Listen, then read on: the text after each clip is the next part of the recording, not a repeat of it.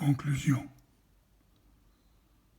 Comme il a été préannoncé, ces chapitres n'avaient l'ambition de proposer ni une nouvelle théorie de la traduction, ni une synthèse de théories existantes.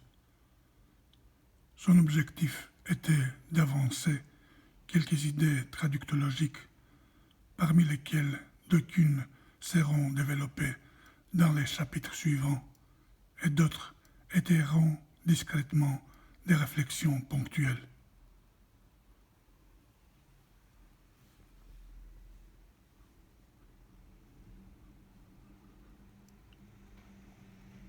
Notre conviction est que la traduction, au sens large du terme, est un phénomène unique et par conséquent doit être étudiée par une théorie unique. Elle se résume à la rédaction par une personne ayant les connaissances et les compétences linguistiques et thématiques adéquates d'un texte ayant le même sens que notre texte établi dans une autre langue. La traductologie avance sur ces chemins lentement mais sûrement.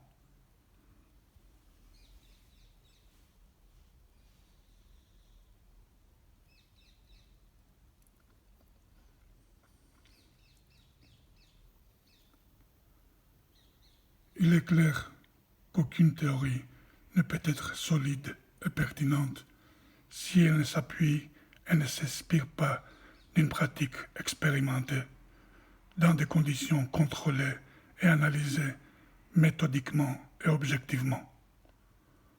Au fur et à mesure de l'avancement de la présente thèse, nous essaierons de démontrer, à la lumière d'une série de problèmes, comment la théorie de la traduction peut guider et aider la pratique qui la génère.